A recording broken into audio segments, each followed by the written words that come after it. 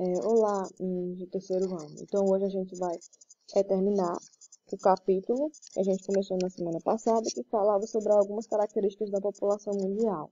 Então, hoje nós vamos falar sobre o crescimento demográfico e também sobre as teorias demográficas.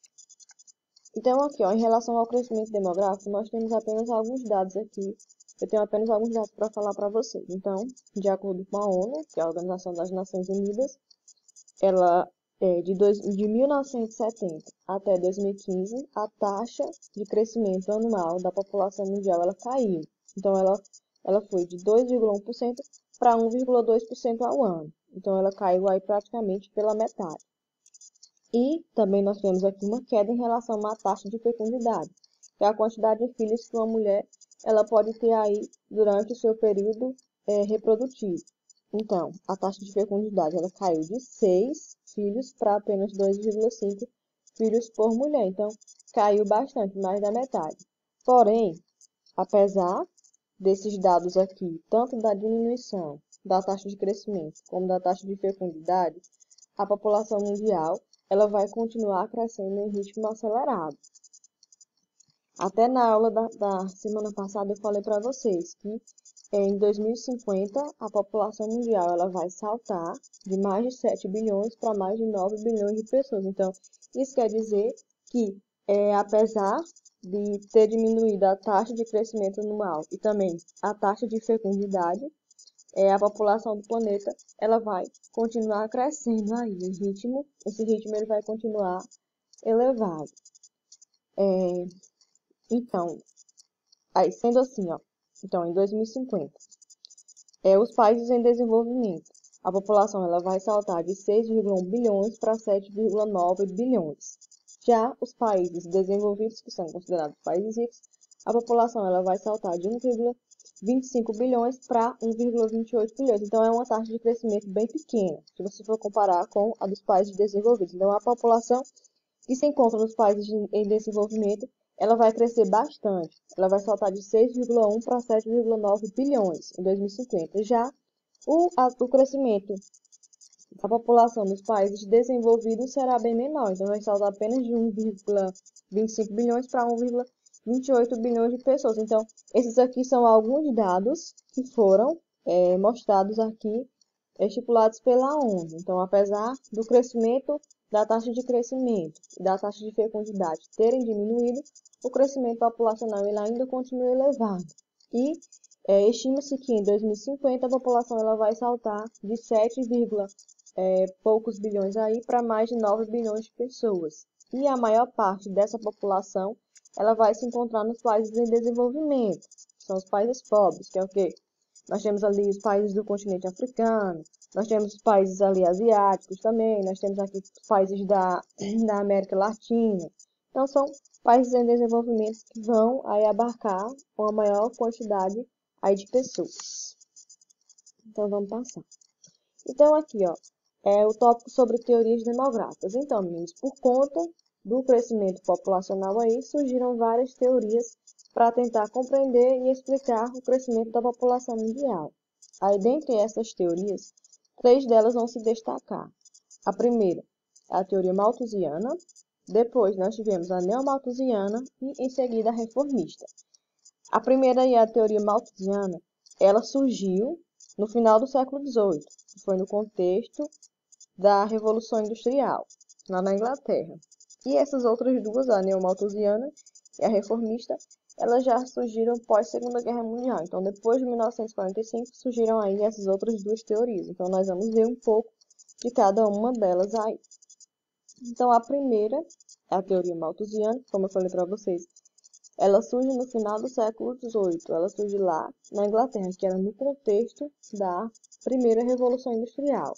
Então, a teoria malthusiana, ela foi proposta pelo economista e pastor Thomas Malthus.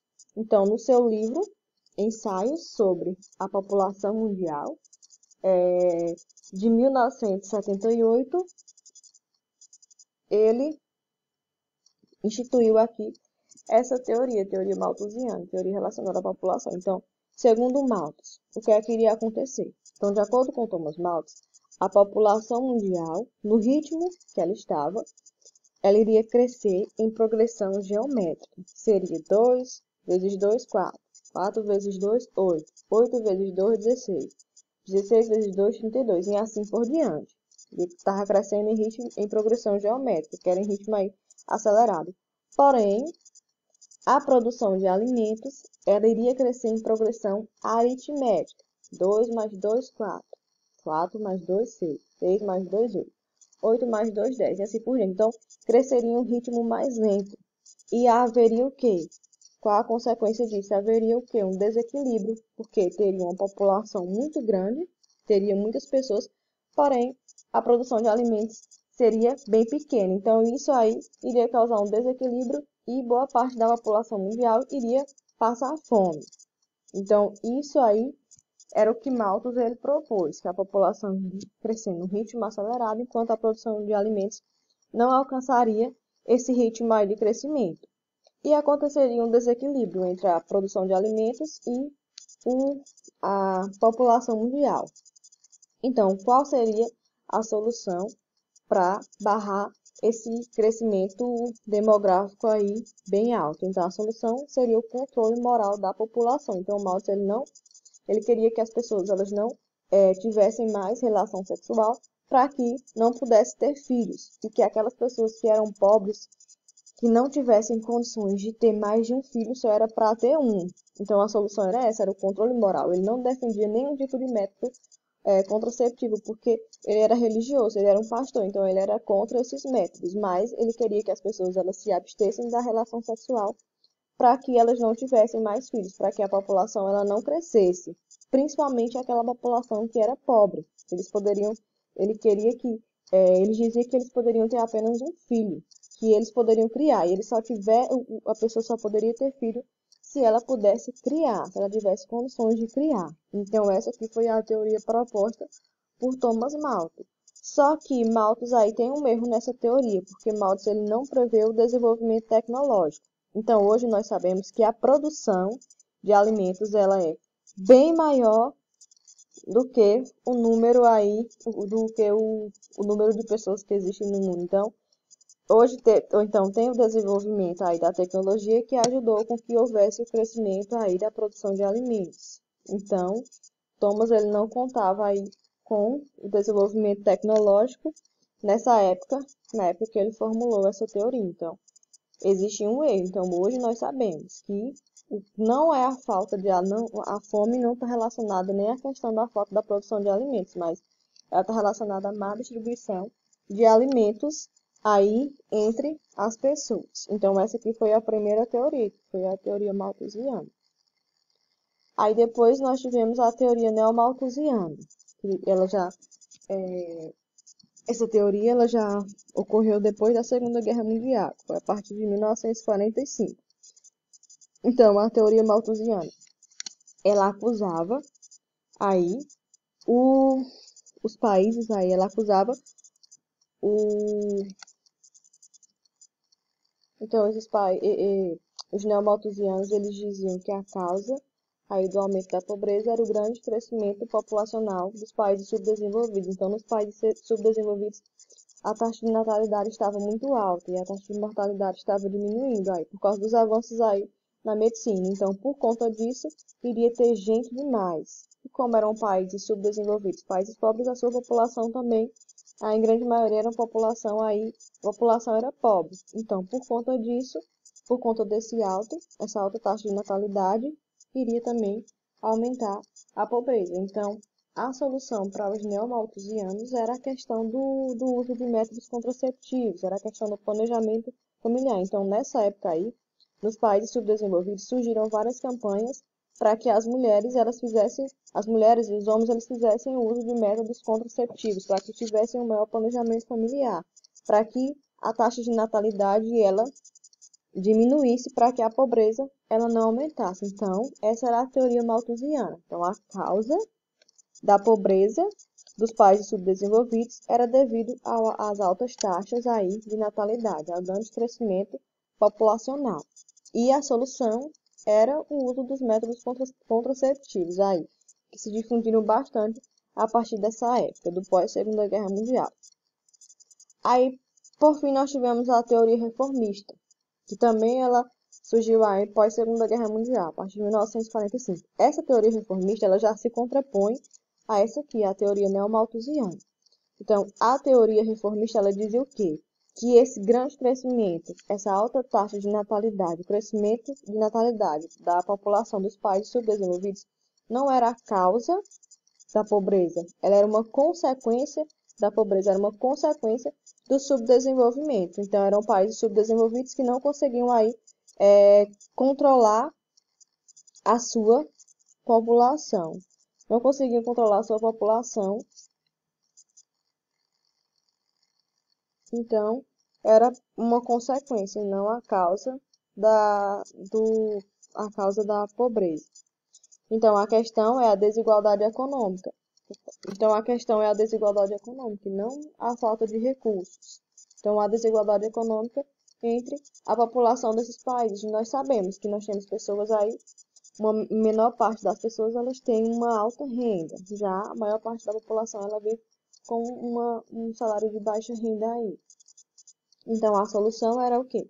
Era fazer algumas reformas sociais nesses países e ter também uma igualdade na distribuição de renda, como a distribuição de renda, falei para vocês, é desigual. Nos países subdesenvolvidos, uma menor taxa da população, ela recebe salários altíssimos, mas a maior parte, ela convive com baixos salários. Então, a solução seria isso, você fazer reformas sociais nesses países, reformas sociais aí na questão da saúde da população, na questão da qualidade de vida, na questão da educação das crianças, na questão do salário digno aí para todas as pessoas, da igualdade salarial, entre outras coisas. Então, essa é a teoria reformista, que ela já se contrapõe à teoria neomalthusiana, que dizia que a culpa, que o crescimento populacional, o crescimento aí do número de pessoas, era a causa do aumento da pobreza. Já a reformista não, diz que a questão do alto crescimento populacional era uma consequência dos países subdesenvolvidos. Aí, meninos, para finalizar, eu só vou mostrar para vocês bem aqui essa questão. Ó, aqui nós temos uma notícia, que ela é de 2015. Então, ela dizia que China acaba com a política do filho único que permitirá 2 crianças por casal. Então, lá na China, meninos, eles tiveram uma política bem rígida em relação ao controle populacional. Então, para que a população ela não crescesse em ritmo bastante acelerado, para que a China não tivesse uma superpopulação, o Partido Comunista Chinês, no ano de 1979, ele impôs essa política aí. Então, as mulheres na China elas só poderiam ter um filho, apenas um filho por mulher. E por conta disso, muitas mulheres elas optavam até por ter filho homem. Tinha a questão lá do aborto. Quando a mulher ela descobria que ela ia ter menino, ela poderia ter o aborto, sim, ela poderia abortar voluntariamente, para que na próxima gravidez nascesse um menino. As mulheres lá tinha a questão de que se você já tivesse um filho e se você tivesse outro e o governo ele descobrisse, você teria que abortar. Lá teve caso de uma mulher que estava no 7º mês de gestação e ela teve que abortar. Por conta disso, por conta dessa política de filho único. Também tinha muitos filhos que eram criados na clandestinidade. Por conta disso daí. Só que, com o passar dos anos aí, depois de mais de 30 anos, o governo chinês ele decidiu acabar com essa política do filho único. As mulheres elas poderiam ter agora até 2 filhos por casal. E isso aconteceu porque a população chinesa ela estava envelhecendo rapidamente. Então, por conta disso, iria faltar mão de obra para trabalhar, para o mercado de trabalho. Então, com isso, eles estipularam aí essa política para acabar com a política do filho único, para que a mulher ela tivesse 2 filhos. Só que aqui, ó, nós temos essa outra notícia. O fim da política do filho único é ineficaz para a China cogitar a liberação total. Então, eles pensavam que com o fim da política do filho único, a taxa de crescimento, a taxa de natalidade, ela iria aumentar. Só que não é o que está ocorrendo. Então, a taxa de fecundidade da mulher chinesa é de 1,6 filhos por mulher. Então, eles pensavam que com o fim da política do filho único iria saltar para 2. Só que não é ainda. O crescimento aí, a taxa de natalidade, ela ainda está bem pequena na China. Então, apesar do fim da política do filho único, a taxa de natalidade ainda continua baixa. Então, meninos, era isso. Não vai ficar a aula muito longa. Então depois eu vou passar a atividade.